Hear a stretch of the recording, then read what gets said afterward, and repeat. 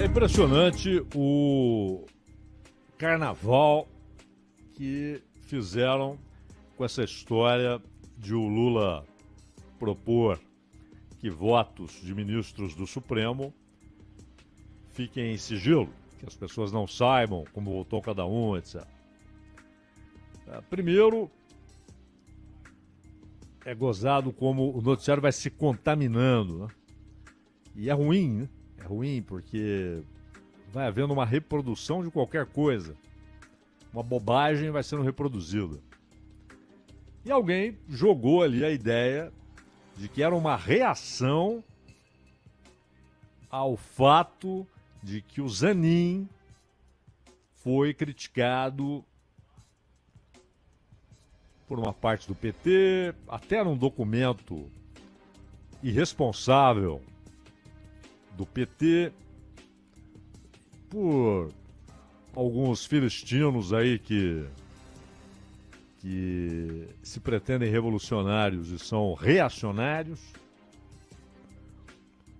Enfim, uma parte do PSOL também, uma parte da imprensa, os que criticaram o Zanin teriam, essa foi a tese que alguém jogou e espalhou-se essa tese. Sem nenhuma base, né? Sem inclusive observar cronologia. Então, o fato é que disseram, não, isso é uma reação do Lula às críticas que foram feitas ao Zanin. Não pode, então que o voto seja sigiloso, ninguém sabe como votou cada um. O Lula já havia levantado essa lebre, essa ideia, quando houve aquele episódio do Alexandre de Moraes na Itália, em Roma, que ainda está aí. Agora chegaram as imagens, o Flávio Dino mandou para a Polícia Federal, a defesa quer acesso a todas as imagens, a defesa das pessoas envolvidas no episódio e tal. Foi ali que o Lula veio com essa ideia. Melhor seria se ninguém soubesse como eles votam, porque isso daria alguma tranquilidade, ninguém ficaria com essa perseguição e tal. E de fato, ao mencionar agora essa ideia, o exemplo que ele dá, ministro não pode sair na rua e tal, é muito mais próximo daquilo que ocorreu com o Alexandre de Moraes. E antes de falar sobre isso na entrevista lá que ele é ao vivo, que ele faz semanalmente com o Shoa, o Lula já havia conversado a respeito com o Flávio Dino. Ele queria a opinião do Flávio Dino. Quem disse isso? O Flávio Dino. Ele disse que foi chamado pelo Lula e o Lula queria saber o que ele pensava disso.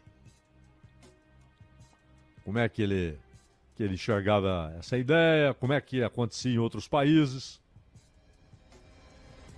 O Flávio Dino, inclusive, cometeu um erro quando disse que nos Estados Unidos o voto é sigiloso. Não é assim. O voto é conhecido, porém, depois de anunciada a decisão do Supremo. Da Suprema Corte, como eles chamam lá. E aí há a exposição de como cada um votou. O que é desnecessário, é óbvio, em caso de unanimidade. Mas isso também é importante, porque no Brasil, mesmo quando há unanimidade, então todo mundo votou da mesma maneira, no Brasil nós temos o direito a conhecermos como cada um votou, mas também o que cada um argumentou, quando é um voto lá no plenário físico. Porque quando é aquele voto no plenário virtual, basicamente só o relator expõe a maneira como ele enxerga o assunto, né? E se houver uma divergência, ela pode ou não ser levada para a plenária. Alguém pode pedir destaque e aí os ministros têm de se reunir. Aí, claro, a exposição da maneira como cada um enxerga aquele assunto. Então não é, como disse o Flávio Dino, que nos Estados Unidos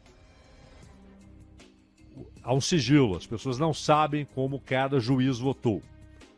Não é assim. Depois da votação, eles têm uma reunião, depois da votação, aí entre eles expõem seus argumentos, isso não é público, ninguém vê, e depois então é divulgado o resultado, mas também a maneira como cada um votou. Tantas e tantas vezes vimos lá, o juiz tal votou dessa ou daquela maneira. E pronto, o juiz tal surpreendeu, esperavam que ele votasse com a tese democrata, ele votou com a tese republicana, ou o contrário. Então não é sigiloso. Ah, mas na França é. Pô, e daí? Problema da França. Problema dos Estados Unidos. O Brasil tem uma Constituição que também trata desse assunto. Agora, tecnicamente, a ideia não é boa. Porque, primeiro, você vai provocar desigualdades. O voto do relator será conhecido. Todo mundo sabe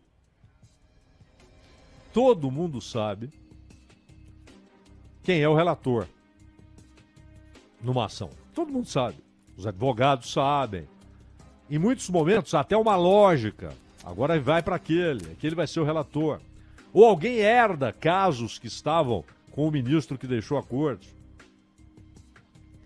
Não todos. Por exemplo, o Zanin herdou parte dos processos que estavam com Lewandowski. Aqui uma parte ficaram com a Rosa Weber, que agora também vai se aposentar. Então, aquilo que está com a Rosa Weber, uma parte considerável vai para seu sucessor, para quem ficar com a cadeira da Rosa Weber. Então, o voto do relator seria conhecido. O relator votou assim. E tudo indica o voto divergente, quando houver divergência, quando alguém abrir divergência em relação ao voto do relator, isso também será conhecido.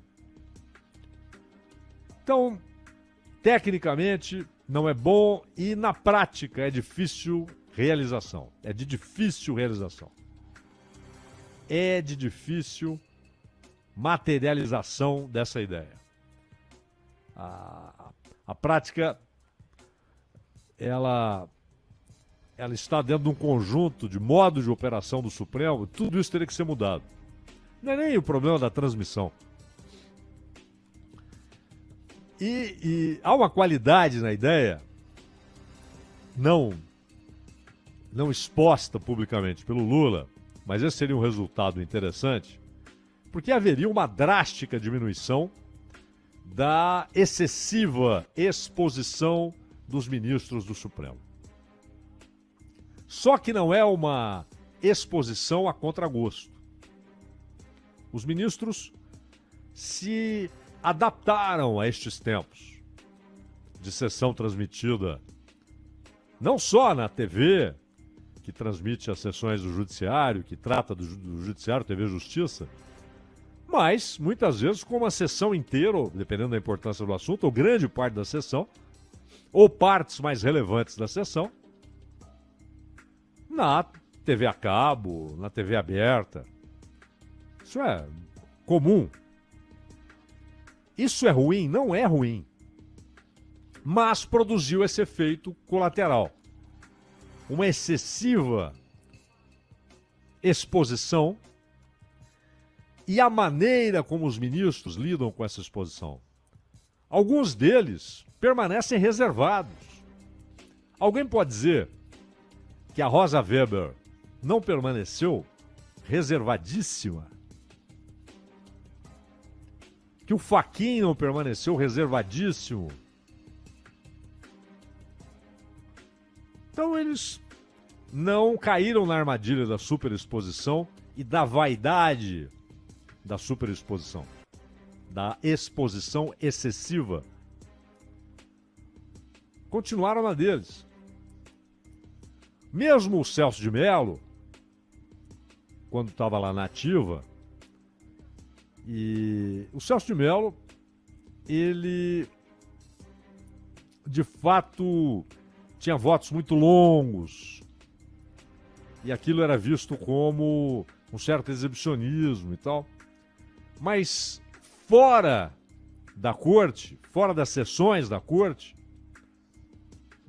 zero. Vez ou outra uma declaração, vez ou outra um artigo no jornal.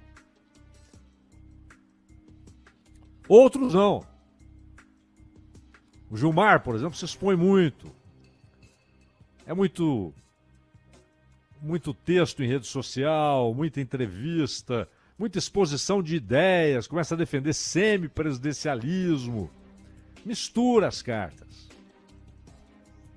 Muitas opiniões a respeito de figuras dos outros poderes e a respeito dos outros poderes. E às vezes até opiniões que são expressas de maneira inadequada, né? Xingamentos contra parte do Ministério Público, um certo desdém, né? Isso é muito ruim. Então há uma exposição excessiva que para alguns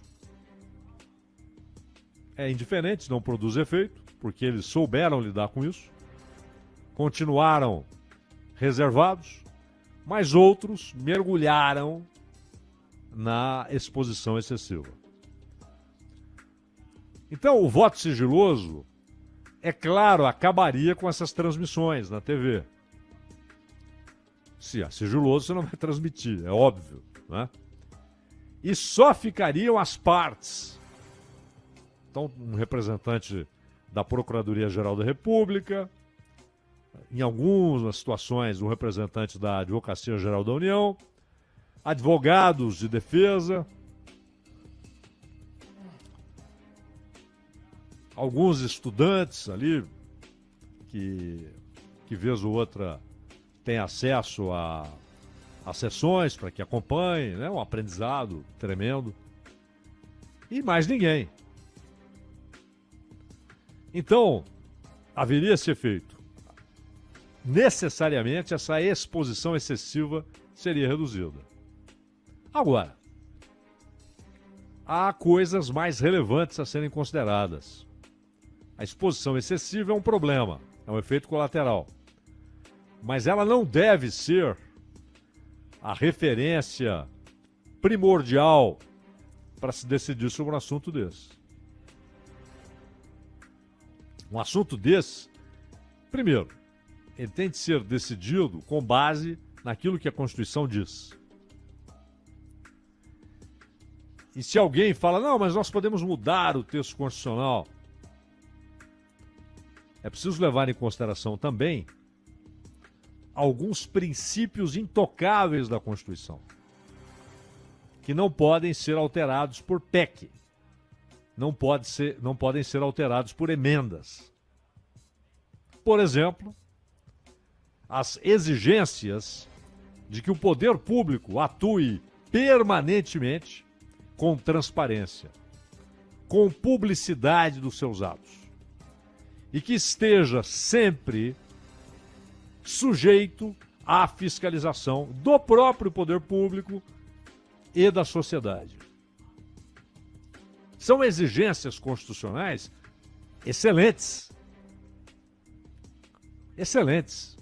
Essas exigências estão entre as melhores coisas da Constituição de 88, que tem coisas boas, tem coisas ruins, mas entre as melhores estão essas exigências de que o poder público sempre, permanentemente, atue, trabalhe, haja com transparência, com publicidade de seus atos e decisões e sempre sujeito à fiscalização do próprio poder público e da população. Isso é perfeito. E aí, eu citei o Celso de Mello, tanto o Marco Aurélio quanto o Celso de Mello, ambos criticaram essa ideia. E no caso específico do Celso de Mello, ele menciona exatamente a vantagem para a sociedade de saber o que faz o poder público. Mas nesse caso, o que faz cada um dos integrantes da principal corte brasileira, da corte que tem exatamente por tarefa primordial defender a Constituição, fazer com que a Constituição prevaleça sobre situações, sobre leis, porque se uma lei é contrária à Constituição, joga-se a lei fora. Tem de prevalecer a Constituição. E a palavra final sobre o que é, o que não é constitucional é do Supremo. Então, de fato, saber como cada um vota é muito importante. E há um outro aspecto.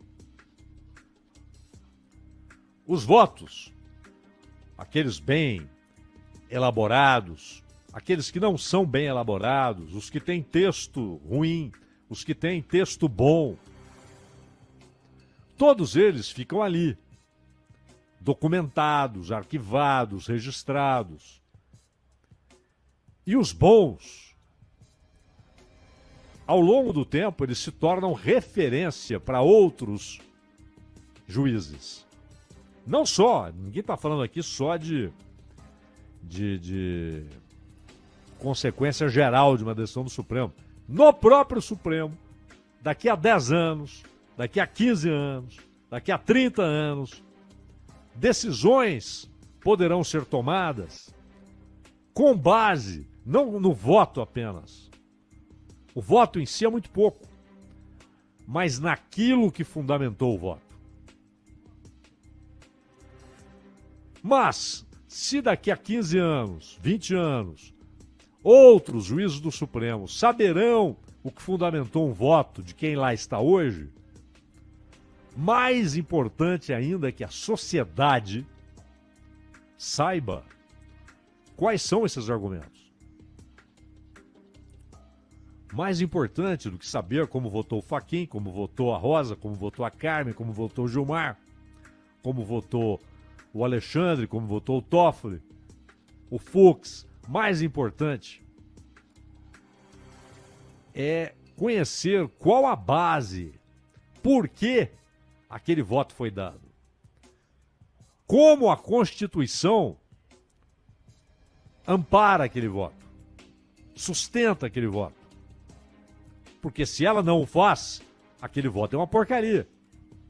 Ele pode ser brilhante, mas os ministros não são pagos, nem escolhidos, para que suas ideias prevaleçam, mas para que a Constituição prevaleça, inclusive sobre as ideias dos ministros. Se um ministro pensa A e a Constituição diz B, e ele discorda do B que está na Constituição, na hora de votar, ele tem de votar de acordo com o B. Porque ele é um representante da sociedade lá, na corte que defende a Constituição. Ele não está lá para defender suas ideias. Se quiser, deixe a toga, vá para o parlamento e lá apresente suas ideias. E tente fazer com que haja voto para elas. Tente formar maiorias. Agora, na Corte Suprema, não. Ali é lugar de fazer com que o texto constitucional prevaleça, e não a ideia desse ou daquele juiz.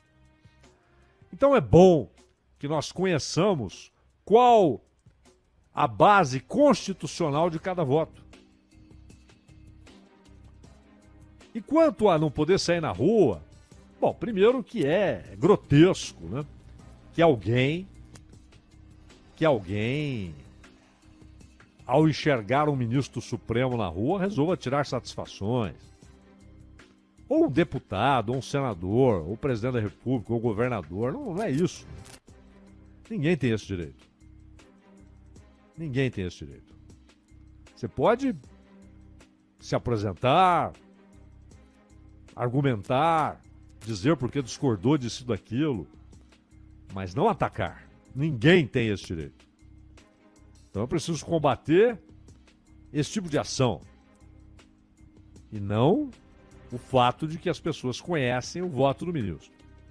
Segundo, senadores, deputados estaduais, vereadores, então nem se fala, eles estão permanentemente expostos a descontentamentos. A gente que não gosta da maneira como eles votaram. E aí, você vai fazer sessões secretas? Quantas e quantas vezes o voto secreto é execrado publicamente no Senado, na Câmara, porque as pessoas querem saber como seus representantes votaram. Se a parte da sociedade que votou no Zé, na Maria, no João, na Carla, quer saber como cada um deles votou. Como eles estão representando aquela parte da sociedade. Porque eles são representantes, eles têm de dar conta do que fazem, do que falam e de como votam. O Supremo não há eleição direta e nem pode ter, isso é uma ideia péssima que já deram por aí. Imagina os caras fazendo campanha, né? Fazendo demagogias para ser eleito ministro do Supremo. Seria o fim da picada, né? Seria a destruição do que resta de ordem jurídica, de ethos jurídico, de predomínio da Constituição. Isso não existe. Mas eles estão lá indicados por alguém que recebeu o voto. O presidente da República, no caso do Supremo, no caso do PGR, e passam ainda pelo crivo dos representantes dos estados, os senadores. Então, eles também devem satisfações à sociedade. Olha, nós estamos aqui porque a sociedade, por intermédio de um de seus eleitos, o presidente, e com a concordância de outros eleitos pela sociedade que representam os estados, os senadores, nós estamos aqui, portanto, por delegação popular. O poder que temos momentaneamente, a autoridade que temos momentaneamente. O poder e a autoridade foram dados pelo povo, delegados, não entregues permanente e incondicionalmente. Delegados. Cuidem bem. Então você deve dar satisfação. Eu votei assim, por isso, por isso, por isso. Essa transparência é saudável. E que, claro, ao longo do tempo, os ministros e os que lá chegarem saibam voltar à reserva. Essa reserva é importante. Se exponham menos. E não misturem opiniões pessoais com suas obrigações constitucionais e institucionais. Não misturem. Isso é importante. Agora, voltando lá ao começo da nossa prosa, os caras resolveram associar a ideia do Lula ao Zanin. Aí ele fez isso porque o Zanin... Parem com essa bobagem, essa ideia anterior. O Zanin nem era indicado, que dirá ministro. Isso vai se espalhando, e aí volta aquele lero-lero, e aí aparecem os representantes, como diria lá o Karl Marx, do lumpesinato pequeno burguês, né? Comediante que se julga mais do que intelectual, se julga um árbitro das coisas políticas e públicas. E o sujeito começa a dizer quem que o Lula tem de escolher pro lugar da Rosa Weber. E a dizer que não deveria ter escolhido o Fachin, porque o Fachin, o Zanin e qualquer outro ministro não é representante do governo, não é porta-bandeira, não é militante de causas partidárias ou de grupos, ou da academia, ou da Fiesp, ou dos bancos. Ele está lá para defender a Constituição. E os votos do Zanin, todos, foram apresentados, e olha como é importante, tá vendo? Com uma exposição da base constitucional da decisão que ele tomou. Ah, mas o outro decidiu diferente. Sim, porque cada um fez a sua leitura do texto constitucional, não das próprias ideias. Eu penso assim, então eu voto assim. Não.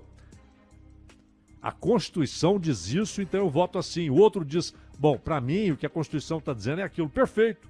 Por isso eles se reúnem e têm voto. Se ela fosse objetiva, inteiramente objetiva, a Constituição, você colocaria lá um computador e esse computador rapidamente julgaria em dias todas as ações que estão no Supremo, as milhares. A Constituição diz isso, a Constituição diz aquilo, a Constituição diz isso, a Constituição diz aquilo. E ia determinando. Não, é subjetivo, é bom que seja, é humano que seja subjetivo. Esse é o Bandeirantes Acontece, trechinho final da explanação do Cláudio Zaidan. Teve um problema no nosso áudio. Probleminha no nosso áudio que a gente tenta recuperar, tá bom? Agradecendo a sua participação pelo youtube.com/Rádio Bandeirantes Oficial e para você que está conosco pelo Facebook, pelo Bandplay também, em áudio e em vídeo, sempre em áudio e em vídeo. E tudo o que acontece ao longo da programação da Rádio Bandeirantes, você tem a possibilidade de perceber em recortes nas nossas redes sociais. YouTube, Facebook, Instagram, Twitter, TikTok, tudo à sua disposição. Faça uso. Zaidan, só para concluir a tua explanação a respeito do tema de abertura. Eu falo, o Ronald, eu estava onde? Eu estava no começo. Você acabou de falar. Bom, vamos falar aqui, sumiu, né? Mas você estava só encaminhando para a conclusão mesmo. Não, só para dizer isso, que as pessoas não têm de cobrar de um ministro do Supremo que ele seja militante.